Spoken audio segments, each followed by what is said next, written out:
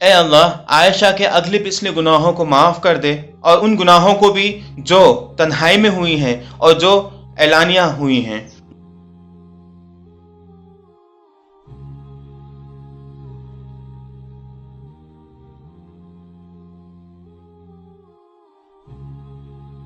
السلام علیکم ورحمۃ اللہ وبرکاتہ۔ نحمده ونصلی علی رسوله الکریم وعلی آلہ وصحبہ اجمعین، اما بعد فاعوذ باللہ من الشیطان الرجیم، بسم اللہ الرحمن الرحیم۔ هو الذی ارسل رسولہ بالہدی ودین الحق لیظہرہ علی الدین کلہ ولو کرہ المشرکون۔ صدق اللہ العظیم۔ میں محمد عامر آپ سب کے سامنے میں عائشہ رضی اللہ تعالی عنہا کی جیونی لے کر کے حاضر ہو چکا ہوں۔ آج ان کی زندگی میں جو وقت انہوں نے نبی کریم صلی اللہ علیہ وسلم کے ساتھ گزارا تھا، اس کے متعلق چند احادیث میں پیش کرنا چاہتا ہوں جو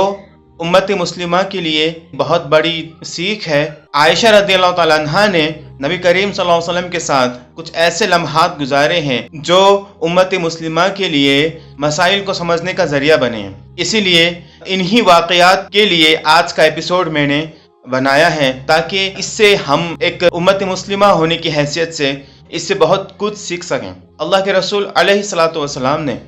عائشہ رضی اللہ تعالی عنہا کے ساتھ جو وقت گزارا ہے، اس وقت آپ نے امت کو سکھانے کے لیے کچھ ایسی باتیں کی ہیں جس کی مدد سے ہم لوگ اپنی زندگی کو آسان سے آسان بنا سکتے ہیں، اور دوسرے مذہب کی وجہ سے ہمارے مذہب میں،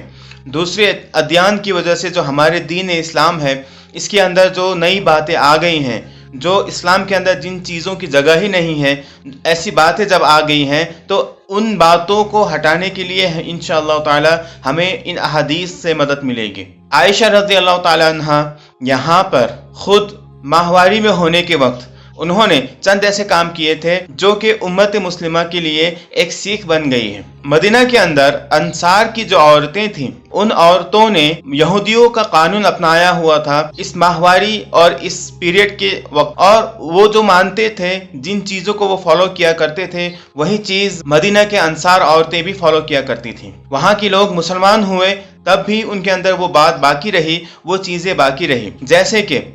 جب ماہواری ہو تو اس وقت کوئی برتن نہیں چھو سکتے، کہیں ساتھ نہیں بیٹھ سکتے، پہلے جو کھانا کھاتے تھے جس انداز سے کھاتے تھے اس طرح نہیں کھا سکتے، الگ تھلگ رہ کر کے الگ برتن میں کھانا پینا ہے، اور ایک ہی روم کے اندر ایک ہی بستر میں اپنے شوہر کے ساتھ نہیں سو سکتی، بلکہ سونے کے لیے اس کو الگ بستر لگانا پڑے گا۔ ایسی ہی باتوں کو انصار کی عورتیں مانا کرتی تھیں، مگر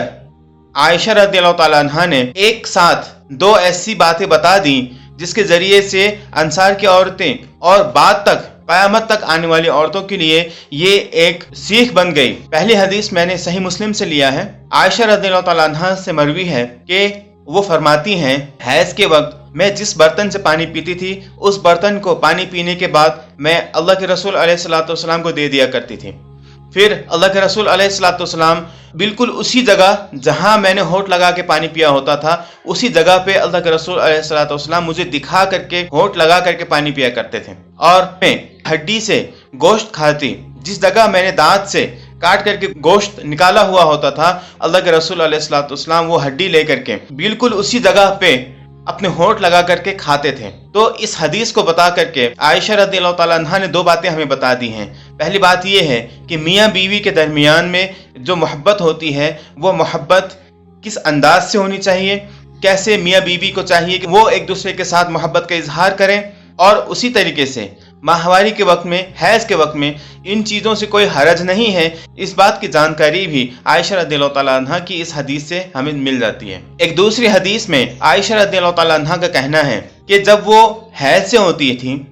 جب وہ ماہواری سے ہوتی تھی، تو اللہ کے رسول علیہ الصلوۃ والسلام آپ کی گود میں سر رکھ کر کے قرآن کی تلاوت فرمایا کرتے تھے۔ اللہ کے رسول علیہ الصلوۃ والسلام کے ساتھ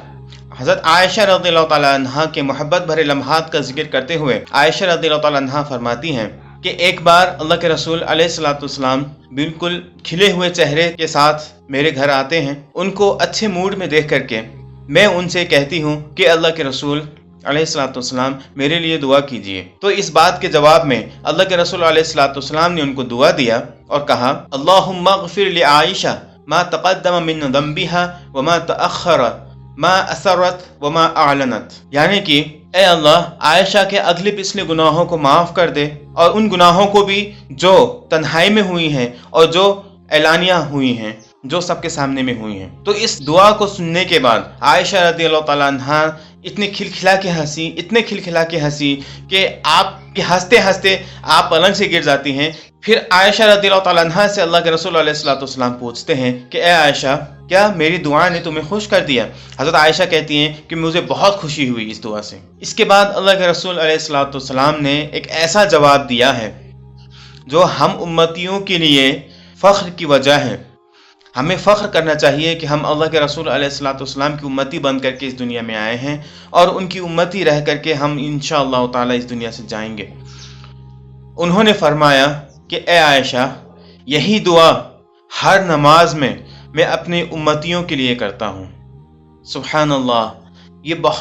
بہت خوشی کا لمحہ ہے ہم لوگوں کے لیے جب اللہ کے رسول علیہ الصلوۃ والسلام نے فرمایا کہ وہ اس طریقے کی دعا ہم تمام لوگوں کے لیے جو قیامت تک آنے والے ہیں، ان سبھی کے لیے اللہ کے رسول علیہ الصلوۃ والسلام نے ہر نماز میں دعا کی، ہماری بخشائش کے لیے دعا کی، ہمارے گناہوں کی بخشائش کے لیے دعا کی۔ اللہ کے رسول علیہ الصلوۃ والسلام کو عائشہ رضی اللہ تعالیٰ عنہا سے اتنی محبت تھی کہ اس کے بارے میں سبھی لوگوں کو پتا تھا۔ اسی لیے اکثر لوگ یہ موقع تلاش کرتے تھے کہ جب بھی اللہ کے رسول علیہ الصلوۃ والسلام کا وقت عائشہ رضی اللہ تعالیٰ عنہا کے ساتھ ہوتا یا ان کے گھر میں ان کا وقت ہوتا، ان کی باری ہوتی، تو وہ تحفہ وغیرہ بھیجا کرتے تھے، اور کسی قسم کی پریشانی کا حل معلوم کرنا ہوتا تھا تو اللہ کے رسول علیہ الصلوۃ والسلام کے پاس وہ اس وقت جایا کرتے تھے۔ ایک اور حدیث ہے جو اس محبت کی طرف اشارہ کرتا ہے۔ عائشہ رضی اللہ تعالیٰ عنہ نے فرمایا کہ اللہ کے رسول علیہ الصلوۃ والسلام اپنی بیویوں کے درمیان عدل کیا کرتے تھے، جیسے کہ پراپرٹی ہے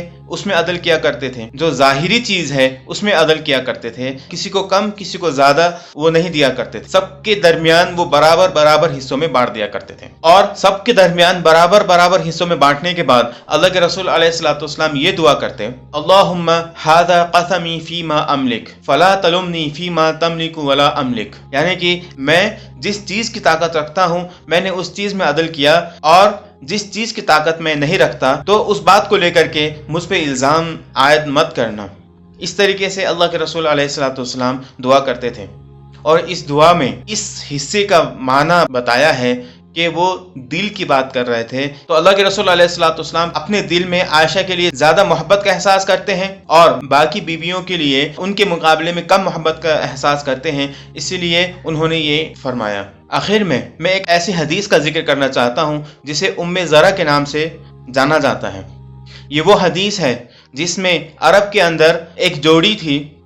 جس کے بارے میں بتایا جاتا ہے۔ اس جوڑی میں ابو زرع اور ام زرع تھے، وہ دونوں ایک دوسرے سے بے حد محبت کرتے تھے۔ ابو زرع اتنے پیسے والے نہیں تھے، مگر ان کی محبت ام زرع کے لیے بہت زیادہ تھی، وہ بہت زیادہ ان سے محبت کیا کرتے تھے۔ تو یہ وہ کہانی ہے جو عرب کے اندر بہت ہی مشہور ہے، اور سبھی لوگوں کو اس بارے میں پتا ہے۔ اس جوڑے کے ساتھ ایک بار ایسا ہوتا ہے کہ ان کے درمیان طلاق ہو جاتی ہے، اور وہ جوڑا جو ہے الگ ہو جاتا ہے۔ پھر ام زرع کی شادی کسی اور کے ساتھ ہوتی ہے جو ابو زرع سے بہت زیادہ پیسے والا اور بہت زیادہ اسٹیٹس والا ہوتا ہے، مگر ام زرع نے اپنے اس دوسرے شوہر سے فرمایا، چاہے تم مجھے دنیا کی پوری دولت لا کے دے دو، مگر وہ ایک ذرے کے برابر بھی نہیں ہو سکتا جو محبت ابو زرع مجھ سے کرتا تھا۔ تو یہ وہ محبت کی کہانی تھی جو عرب کے اندر بہت مشہور تھی۔ تو عائشہ رضی اللہ تعالیٰ عنہا سے نبی کریم صلی اللہ علیہ وسلم نے یہ بات فرمائی کہ میں بھی تمہیں اسی طرح محبت کرتا ہوں جس طرح ابو زرع ام زرع سے محبت کرتا تھا، مگر فرق یہ ہے کہ میں تمہیں کبھی بھی طلاق نہیں دوں گا۔ تو یہ بات کہہ کر کے اللہ کے رسول علیہ الصلوۃ والسلام نے بالکل مہر لگا دی کہ آپ عائشہ رضی اللہ تعالیٰ عنہا سے کتنی محبت کیا کرتے تھے، اور عائشہ رضی اللہ تعالیٰ عنہا آپ کے لیے کتنی اہمیت رکھتی تھیں۔ تو یہ چند حدیثیں میں نے پیش کی، میں نے بیان کیے اس مقصد سے کہ ہمارے سماج کے اندر جو میاں بیوی کے درمیان جو خلا پایا جاتا ہے، جو لڑائی جھگڑے پائے جاتے ہیں، جس انداز سے ہمارے سماج میں ایک جوڑے کے درمیان پھوٹ ہوتا ہے، وہ یہ اسی وجہ سے ہے کہ اس جوڑے نے اپنی اہمیت کو نہیں سمجھا۔ اسلام لانے کے بعد، مسلمان ہونے کے بعد